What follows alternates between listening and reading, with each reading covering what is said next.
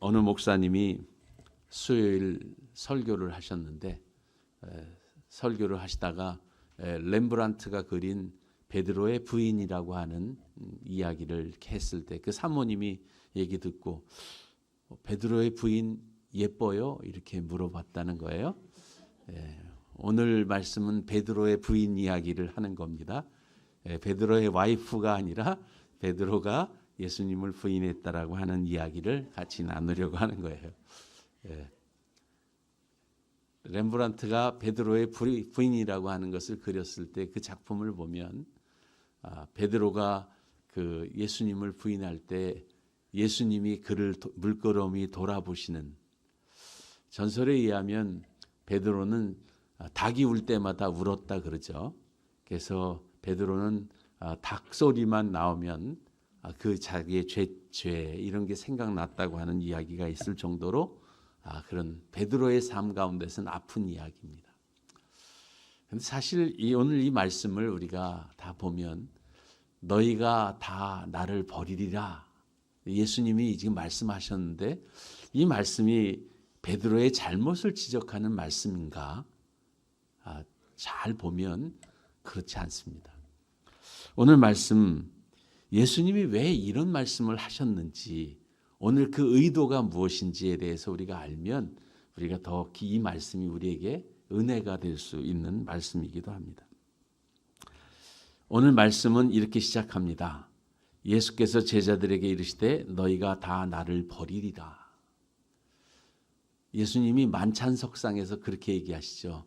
나와 같이 식사하는 너희들 가운데 한 사람이 나를 배반하여 나를 팔 것이다. 어떻게 제자들에게 보면 참 마음이 아픈 이야기잖아요. 그 아픈 이야기의 시리즈 2예요. 시즌 2. 너희가 나를 다 버리겠다. 이런 말을 들으면 우리는 가슴이 갑자기 철컹하고 그렇지 않아요. 그래서 무슨 말씀이십니까? 그런데 오늘 예수님이 이렇게 말씀하세요. 너희가 다 나를 버리리라. 이렇게 말씀하시면서 이제 기록된 바, 이는 기록된 바 내가 목자를 치리니 양들이 흩어지리라 하였음이니라. 스가랴서 3장 17절, 13장 7절 말씀을 가지고 이제 말씀을 풀어주고 계십니다. 제 PPT 넘어갈 수 있도록 좀 해주셔요. 네. 너희가 다 나를 버릴 것이다 라고 하는 것은 구약에 예언된 사건이다. 그 예언된 사건이 어떤 사건이냐면 스가랴서 3장 13장 7절인데 우리 같이 한번 읽어볼까요? 시작. 만군의 여호와가 말하노라. 가라 깨어서 내 목자 내 짝된 자를 치라. 목자를 치면 양이 흩어지려니와 작은 자들 위에는 내가 내 손을 들이우리라.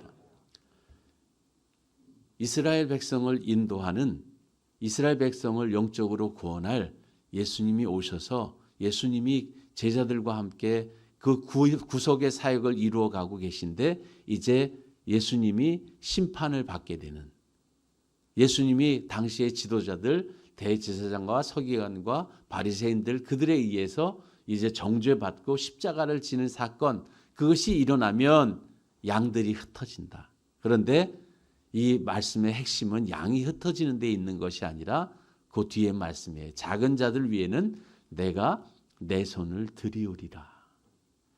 오늘 말씀은 다 버리리라가 핵심이 아니라 그 뒤에 있는 말씀, 예수 그리스도가 우리를 어떻게 이끌어 가시는지에 대한 이야기가 핵심이라고 하는 것이죠. 마태복음 26장 또 이렇게 보면 병행되어 있는 구절들이 있습니다. 병행되어 있는 구절을 보면 이렇게 얘기가 됩니다.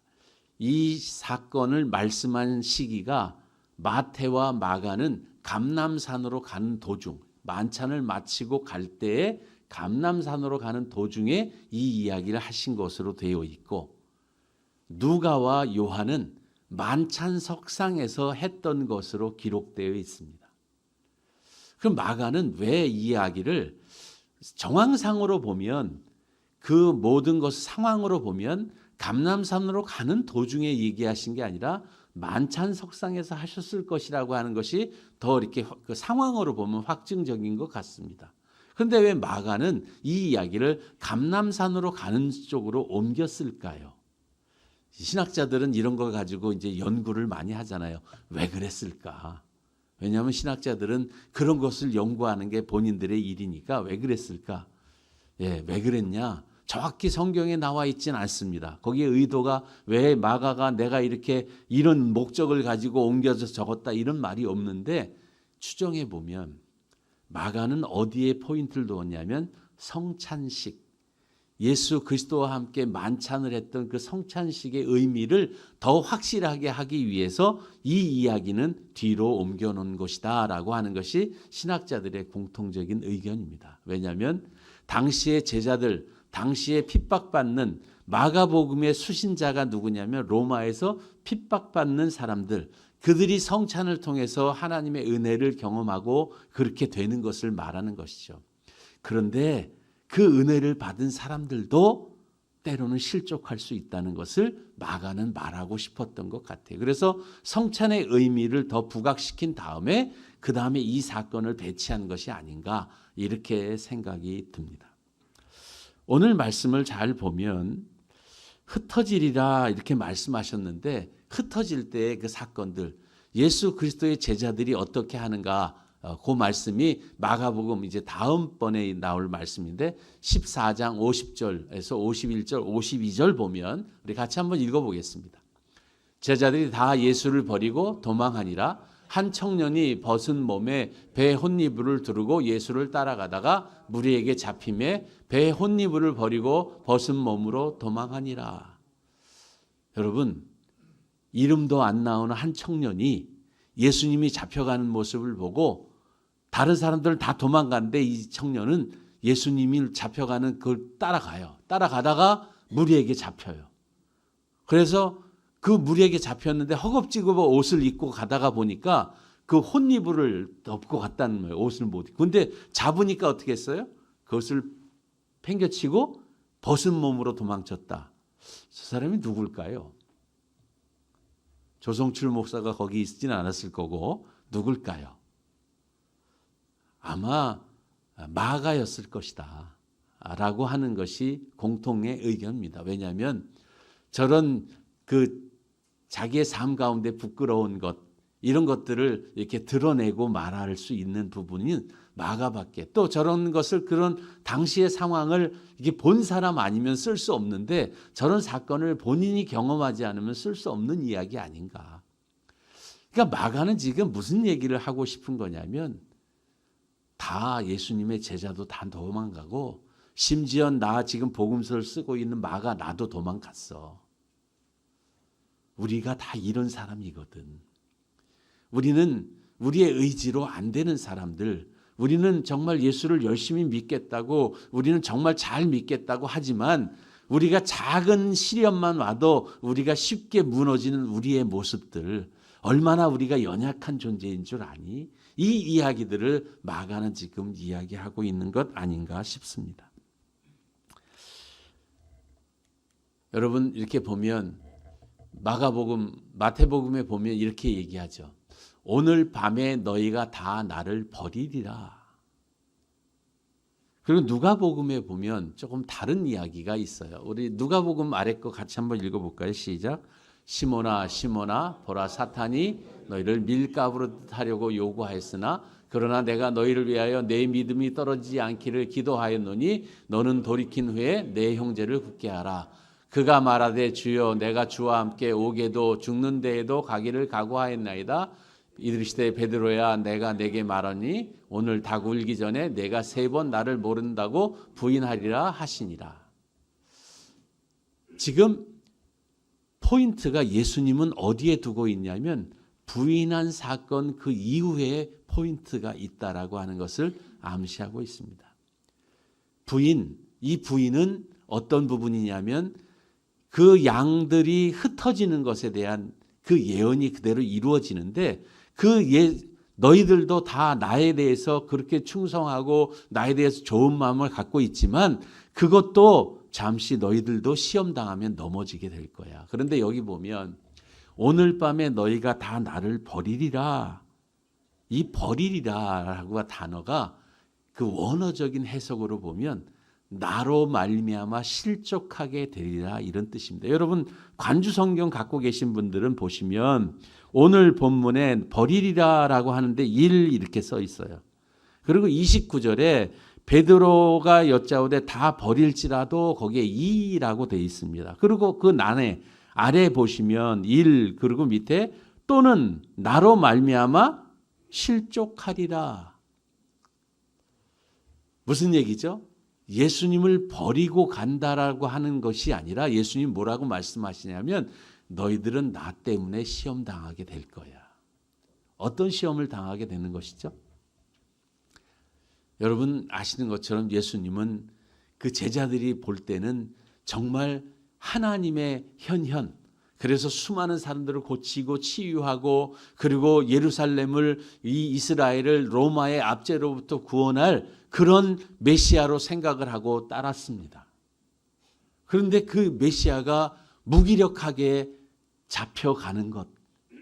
아니 죽는다고 예언했을 때 내가 이제 죽을 거야. 사흘 만에 다시 살아날 거야. 그렇게 얘기했을 때도 진짠가 그렇게 생각을 했는데 실제 잡혀가는 모습을 눈앞에 보게 됐을 때 그들은 다 실족할 수밖에 없는 상황들. 여러분 실족하는 사람들 보면 나 때문에 스스로 실족하는 사람도 있지만 대부분이 보면 어떠한 사람에 대한 실망으로 실족하는 경우가 있죠. 특히 종교 지도자 어느 목사님 유명하신 분인데 그분이 이상한 행동을 했다라고 하면 우죽순처럼 말이죠. 그렇게 우리의 불신의 신앙들이 일어나서 그 비 온 다음에 낙엽이 떨어지듯이 다 믿음을 떨어버리고 세상으로 가는 사람들이 얼마나 많습니까? 요즘 기독교의 이렇게 상황들을 보면 그 기독교의 지도자들의 어떤 잘못된 행동 때문에 실족하는 사람들이 되게 많잖아요. 예수님은 오늘 뭐라고 말씀하냐면 나로 말미암아 너희가 실족하게 될 거야. 그러니까 너희가 나를 버리는 것보다 더 심각한 의미로 본다면 예수 그리스도로 말미암아 실족할 수밖에 없는 상황들이 너희에게 임하게 되면 너희들은 그렇게 될 수밖에 없어. 이 이야기를 미리 하고 계신 거예요. 저는 이 말씀을 보면서 참 우리 믿음으로 우리가 하나님을 나의 주 나의 하나님으로 고백하고 믿음으로 살고 나는 하나님의 뜻 가운데 살려고 몸부림치고 하지만 안 될 때가 있더라고요. 정말 우리가 나약한 인간이라고 하는 사람이라는 것을 말씀을 볼 때마다 그리고 제 삶 속에서 볼 때마다 그렇게 해요. 누가 저를 살짝만 긁어도 마음이 금방 불쾌해져서 이 속에 이렇게 뭐가 하나씩 올라오고 있는 연약한 저의 모습. 사실 우리가 한없이 정말 질그릇같이 깨어지기 쉽고 정말 상처받기 쉬운 그런 상황들인데 그런 상황에 있는 그 사람들을 어떻게 하시는가? 오늘 말씀 28절에 키가 있습니다. 28절 같이 한번 읽어볼까요? 28절 같이 읽겠습니다. 시작. 그러나 내가 살아난 후에 너희보다 먼저 갈릴리로 가리라. 그러나 여기 보면 너희가 다 나를 버리고 흩어지게 될 거야. 그런데 그러나 내가 살아난 후에 예수님이 살아났다고 하는 것은 죽음이라고 하는 것이 전제가 돼야 살아나는 게 이야기가 되겠죠. 죽지 않으면 다시 살아날 수 없으니까 살아난 후에 어디로 가신다고요?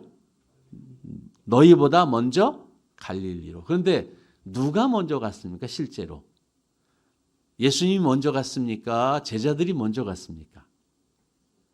요한복음에 보면 제자들이 먼저 간 것이 확연하게 드러나 있습니다.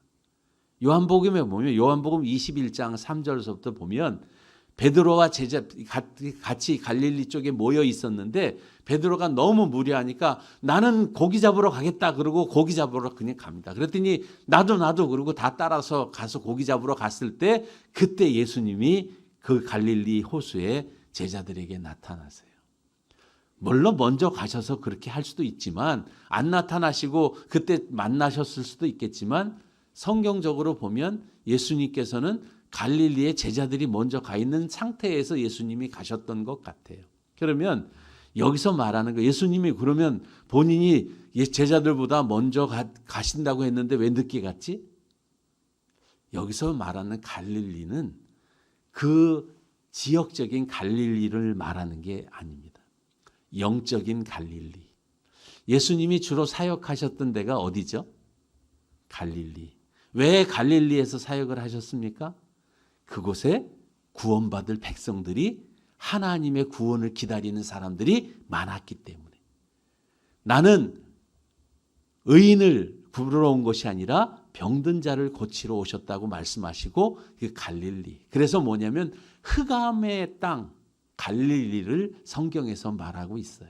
그러니까 갈릴리로 가겠다고 하시는 말씀은 뭐냐면 예수 그리스도가 제자들에게 앞서서 내가 살아가는 갈릴리로 갈 건데 여기에 보면 갈릴리로 가리라, 가리라고 하는 단어가 원어 성경에 보면 이런 뜻이에요. 갈릴리로 이끌 것이다. 이런 뜻이에요.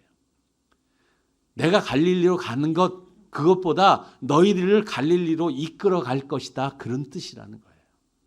예수님께서 살아나신 다음에 어디로 가시냐? 구원이 필요한 사람들, 하나님의 은혜가 필요한 사람들 그들에게 가시고 그들에게 가는 그 길을 너희들에게 이끌어 갈 거야. 이것이 오늘의 핵심의 메시지예요. 오늘 베드로의 부인 베드로가 그렇게 해서 얘기해서 나 정말 그렇게 안 했는데 나는 그렇게 안 하겠습니다. 그게 아닌 거예요.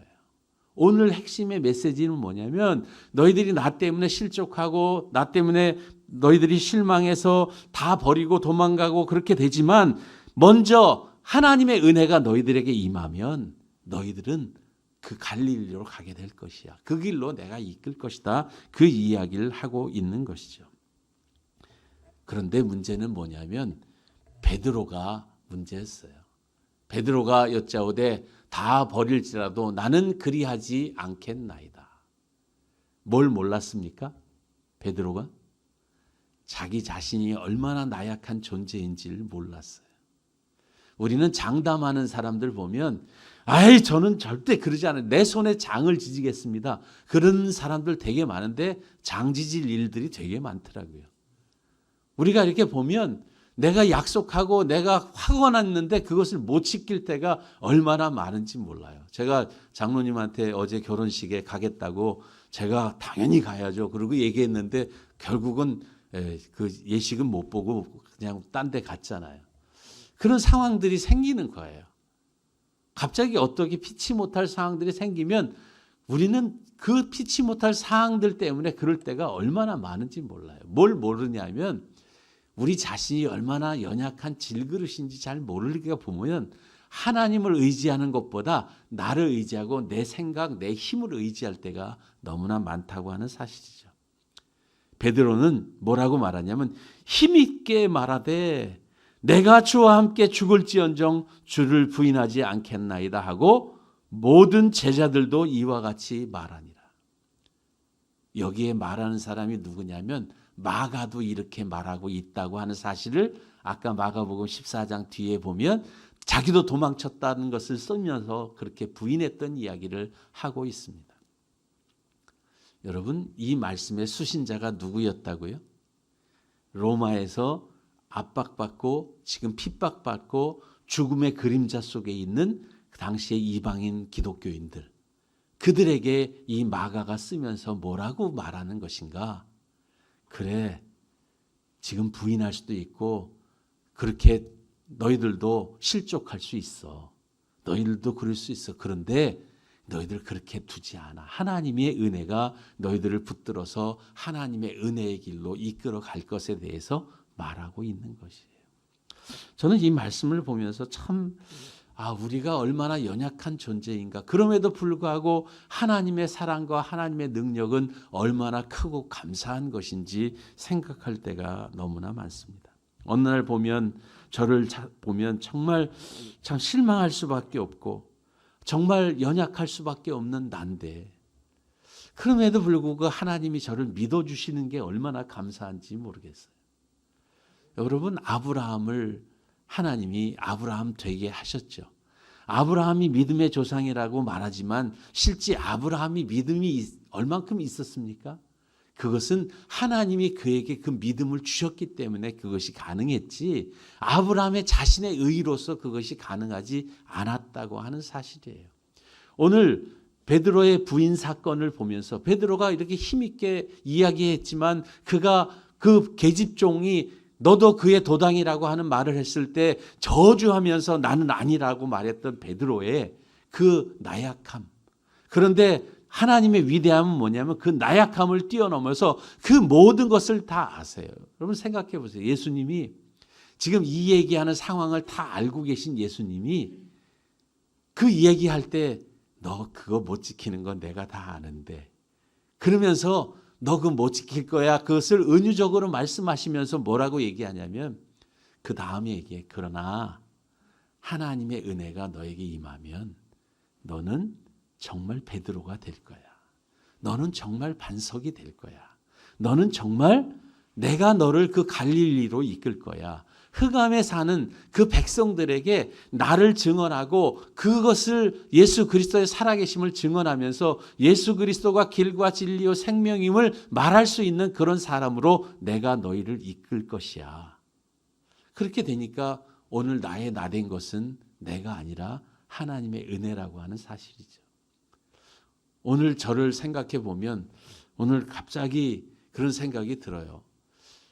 정말 제가 여기에서 목회를 하고 있을 것이라고 생각을 제가 몇 년 전에는 감히 생각도 안 했었습니다.